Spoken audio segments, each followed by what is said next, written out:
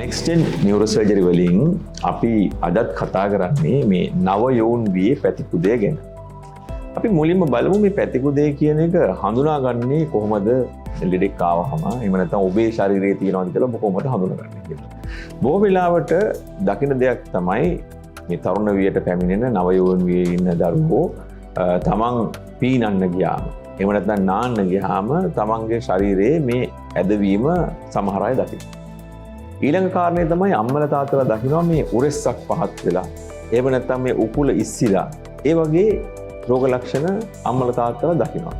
නමුත් බොහෝ වෙලාවට අර ගොඩක් ඇඳුම් ඇඳන් ඉන්නවා නම් නිතරම දැන් හිතන්න තමන් නාන දෙන කණ්ණාඩියක් නැත්නම් බොහෝ වෙලාවට මේ රෝගය සමහරවිට අවුරුදු 15 16 17 විතර වෙනකොට සමහර ඊට එහා කාලයක් නොදකින්නත් පුළුවන්. ඒ නිසා තමයි සාමාන්‍යයෙන් ළමා රෝග වෛද්‍යවරයෙක් හම්බ වෙලා හෝ එහෙම නැත්නම් තමන්ගේ සාමාන්‍ය පාසලේ සායනික විපරම් කිරීම සිද්ධ වෙනවා. අන්න ඒ අවස්ථාවවලදී මේ දරුවන්ව නිරීක්ෂණයට ලක් කිරීම අවශ්‍ය වෙන්නේ ඒකයි. මොකද මේ වන විට අතීතයට වඩා යම්කිසි වැඩි ප්‍රවණතාවයක් මේ පැතිකුදේ ඇතිවීමට බලපාන නිසා. ඒත් වෛද්‍යවරයෙක් ළඟට ආවහම රෝගියාව ඉදිරියට නැමලා කොන්දෙන් නැවෙන්න කියලා බැලුවහම පිටේ ඇදවීම පේනවා නම් එතකොට අන්න ඒ අවස්ථාවේදී පැතිකුදියක් තියෙනවා කියන එකට අපිට යම්කිසි අදහසක් ගන්නට පුළුවන්. ඊළඟට කරන්න ඕන දේ තමයි මේ පැතිකුදේ කොයිතරම් මට්ටමකට තියෙනවද කියන එක බලන්න.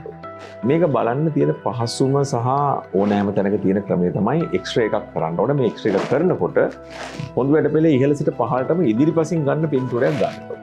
එහෙම ගත්තාම මේ කොන්දේ ඇද එකක් තියෙනවද දෙකක් තියෙනවද ඊට වඩා වැඩි ගාණක් තියෙනවද කියන එක අපිට සොයා ගන්නට පුළුවන්. මේ මූලික පරීක්ෂණ වලින් පසුව ඒ දරුවාට එහෙම නැත්නම් මේ රෝගියාට අපි රෝගියා කියන එකත් වැරදි. මේක ඇත්තටම මේ රෝගී තත්වයකට වඩා මේක සාමාන්‍යයෙන් අසාමාන්‍යතාවයක් කියලා කියන එක තමයි වඩා නිවැරදි වෙන්නේ.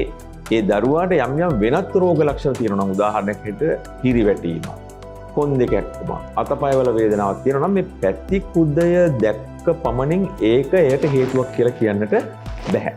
එහෙමනම් අපි මේ අනිකුත් රෝග ලක්ෂණ සඳහා කළ යුතු අනිකුත් පරීක්ෂණ කරන්නට ඕනේ. ඒවා තමයි එක්ක අපිට MRI පරීක්ෂණයක් කරන්න පුළුවන්. එහෙම නැත්නම් ස්නායු ටෙස්ට් එකක් කරලා බලන්න පුළුවන්. මේ වගේ අනිකුත් පරීක්ෂණ කිරීම අවශ්‍ය වන්නේ බොහෝ වෙලාවට මේ පැතිකුදේ තියෙන දරුවාට තවත් අසනීපයක් තියෙනවා නම් පමණයි.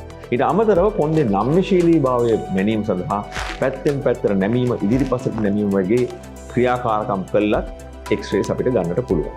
ඊට පස්සේ අපි බලමු මේ හඳුනා ගැනීමෙන් පස්සේ රෝගය හඳුනා ගැනීමෙන් පස්සේ අපි රෝගියා කොයි ආකාරයකද ඉදිරි කාලයේදී රැක බලාගන්නේ එහෙම නැත්නම් ප්‍රතිකාර කරන්නේ කියලා.